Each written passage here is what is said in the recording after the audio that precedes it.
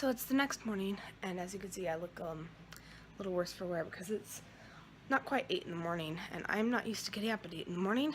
I get up at like 12 in the afternoon, so I had a hard time getting to sleep last night, so I'm tired, but at least everyone's tired because we pretty much get up, get dressed, and then head over to the lake, and then the wife of the pyrotechnic serves us breakfast. So thank you, Mrs. Engstrom, but everyone kind of looks worse for wear this morning, and so we all kind of wake up together, so at least we're all in good company.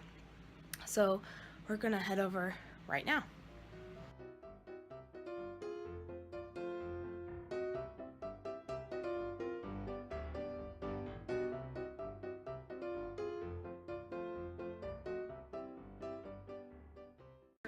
So we just went through and labeled all the tubes so that later on we'll know which wire to put where.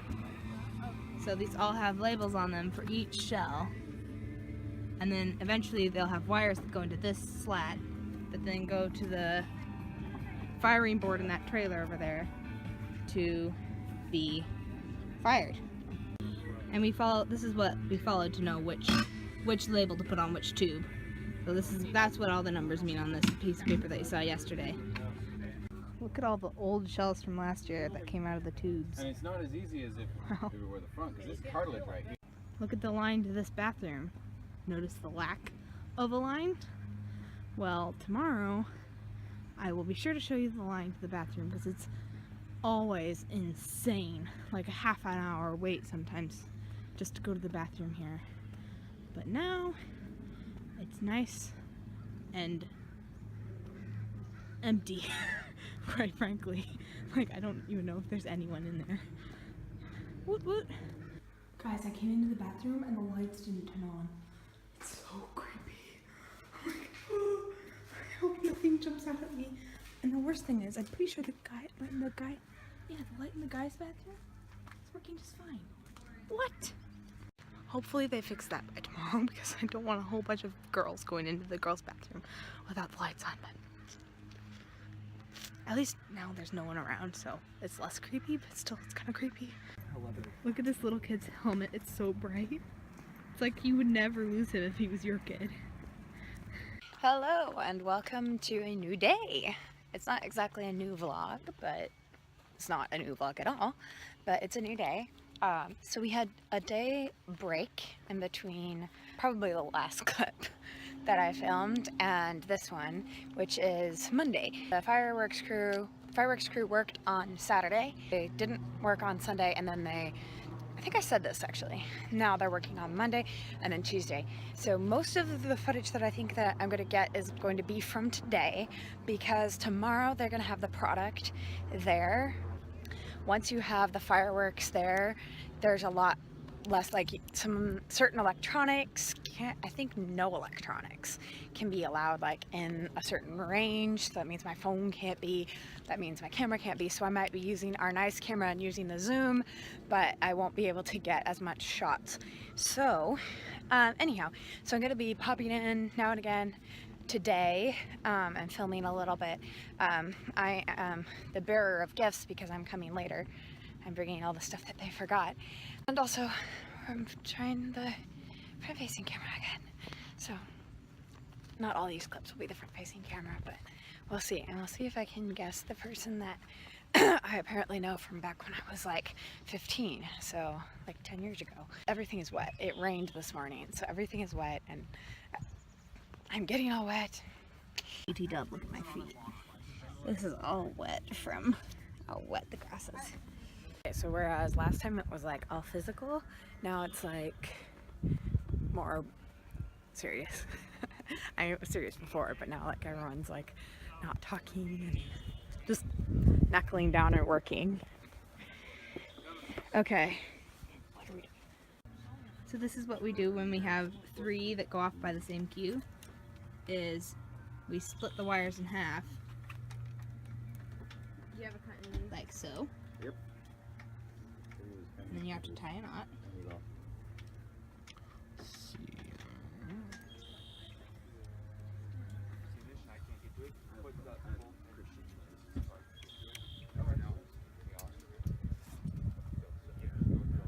So then you trim off the little ends to make it even.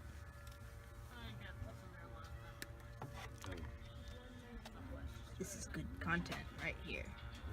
And then Bean gun? and then you get this special gun. It's called a gun. It's like a bean gun is what it's called. And it makes the electricity flow from one wire to the other. Now we have more scab to do. Yay! And now all 3 of these tubes will go off with the push of one button. If we do it right, which we probably did. He did. We definitely did. He did it right.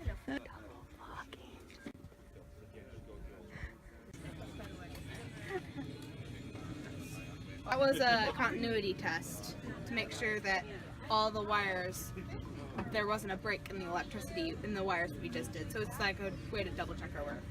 It looks like one of those little LED flashlight things. Yeah. But it's basically what it is. It lights up and tells you the electric current. Ah. I didn't see it light up. Yeah, it does. No, I So say I didn't see Very, it. very dim. Ah. It was not bright used. when you're looking straight at it. Yeah, if you look at it, it's very bright. Alright, so now I'm gonna get a clip of Daddy actually using the continuity tester. So we We just gotta did get these apart. Up close and personal. now. There's the wires. I put one on one side, one on the other. You should see Oh, a light. there. Okay, I see it now. If I take it off, or if I touch it to the plastic, don't get much of anything. Yeah. So I want to make sure got wire Oh, I and see. continuity. So this is a E-match, stands for electrical match. And if you pull, this is a plastic guard, but if you pull it back, no, hang on. That's what makes the firework go off. It's funny. It kind of looks like the tip of a real match. It does. So we have to unravel this. But Kat came up with a better way to unravel than usual. So it's a lot easier to unravel this than usual. String the E-match around your neck so it looks like a piece of jewelry. Yes, that's so that you have one ready and waiting if you have more than one. So then I go to the clipboard and find the next cue, where the next cue is, because it's not always in. It's not order. It's not in order. So it's not 1, 2, 3, 4, 5, 6, 7, 8. It's complicated, but it's not always in the place you would think it is.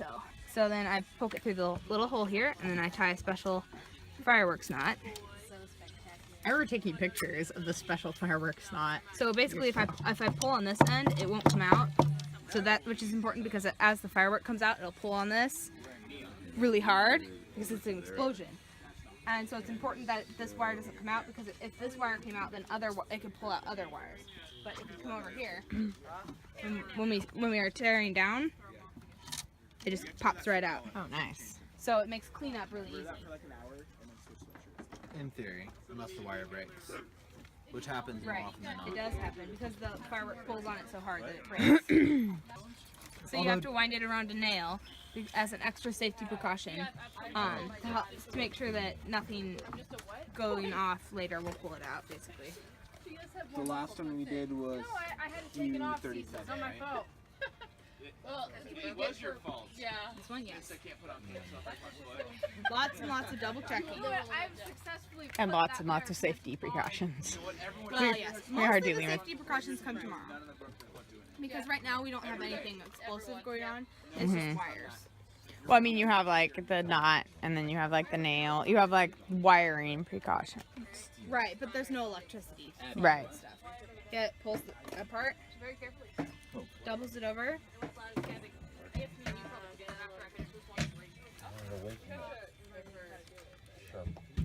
Then, Oh, wow, that's cool. and then we just coils it up to make it all neat. And that's basically it. You just do that over and over and over again. Okay, so now for like a wide angle view of the Rax and Deep Hydro crew working. So there's Abby and Luke's rack that we were just up close and personal on. And then, hey! And then this is Cat and Daddy's rack right here. And then these are mostly our friends. That'll be $35 to use my image. I'm getting charged. This better make me money eventually. I'm looking around for time-lapseable things. I should have remembered to bring something to the time-lapse. I know.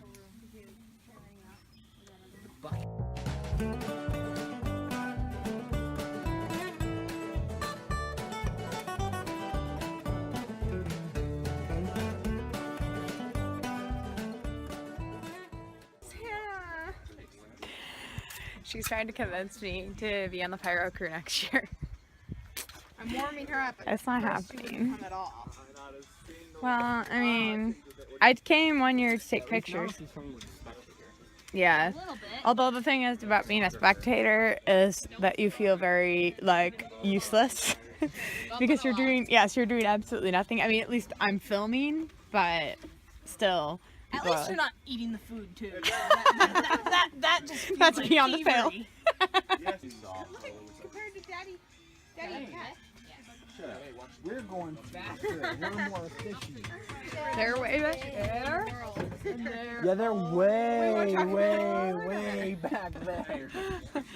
They did have to Those slow. scab it though, which means Yeah. they had to get extra wire Which, fair enough, and we haven't connect had to this scan wire so. to But we that have had a roll of whole wire bunch and of roll it all the way over here. So Okay. There's so many technical terms in fireworks. What do you say? I said there's so many technical terms in fireworks. Well, there's I'm not even going to answer that question. there's basically only three: scabbing and actually two, I guess. Scabbing and splicing. Scabbing is when you just attach it to the longer wire to run it to. A Well, it's slab. like there's also like Splicing is when you're just like splitting them off and combining them for a double or triple. some more like jargon. There's also like technical terms, What? like a bean gun. It's obviously That's not not a. technical. It's not a. Bean gun. It's not a bean gun. A bean gun would be if you took some beans and put them in a gun. That would be a bean gun. Anna is very literal. It's just a bean gun. Taking things literal. Everything literal. It's like legendary. It's almost mythical at this point. It is the bean gun. But if you're not from fireworks, you wouldn't know what a bean gun was. That's my point. Like, I know a bean gun is a fireworks thing, but I don't know what it is. Technical. Yeah. It might be like inside knowledge, but it's not technical. Right. That's what I mean. But it's like there's a lot of things in fireworks that you have to learn. Technical. Yes. You do have to Well, learn it's technical. Okay, so now, apparently they're mostly going to be doing the same thing all day today. So, I'm not sure how much I'll come back. I will come back here today after I have a profiling session with a friend of mine near here. And so I'll come back after that, which will probably be late afternoon, early evening, somewhere in there, and just probably check up on and see how progress is going, unless they're already home. So in that case, I'll just go home. Update on the mystery person that I know from my childhood. I think I said this yesterday, I'm not sure. I have like 3 candidates and like that I've narrowed it down to. And I'm watching all of them really closely and I'm like, none of them remind me of any like little kid that I used to know, because I've been told that, I mean, obviously it would have been like 10, 15 years ago, and he was probably like 7 or 8. That's what my siblings said. So I'm like, okay, like I'm supposed to identify what would it be, like a 20-year-old off of how they were when they were 7 or 8? I have no clue.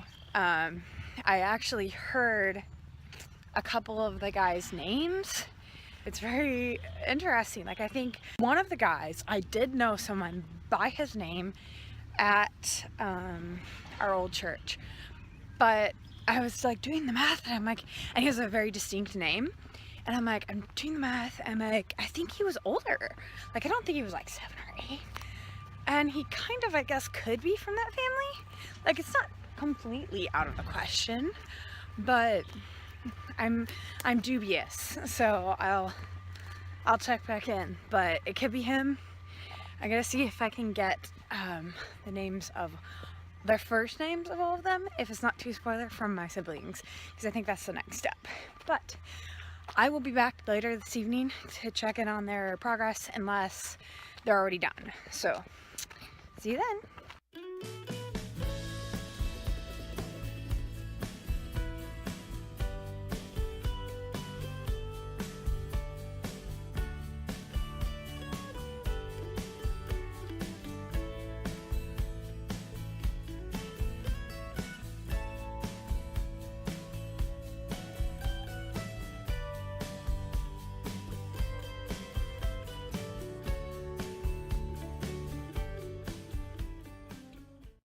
Okay, so now we apparently have these little lights, but it helps only a very little bit. It's still kind of creepy in here. Making progress. Look at my stash of little plastic bits. See? A whole bunch of them from the ends of the wires, from the e-matches. So here's the little tour of all the racks. And a wild Luke. Found in his natural habitat. Yes. Natural habitat tatting. I don't know what I'm saying. Early mornings, guys. Daddy finishing up their rack. And then our rack all done, except for this. Mr. Engstrom does this by himself because he wants to make sure it's done right. This is the board that the fireworks are fired from. Kat is going to be firing this year, so it's going to be exciting for her, but not for me. It's going to freak me out until it's over. This thing altogether could do 600, but because I have some missed broken ones, we'll go from Q1 through 50, but then we'll jump to 151, so we'll start this bang. So right now we're doing a continuity test to make sure everything is electronically sound. Okay, wait. 383 Yeah. has nothing in it. Is that supposed to? No, it's supposed to. Okay. 391, 392. Luke, you want to go figure out on the sheet where 383 is? Oh, it's a double that didn't get made. Okay, what about 391 now? Still there? 91? Yeah. Yeah. Thank you.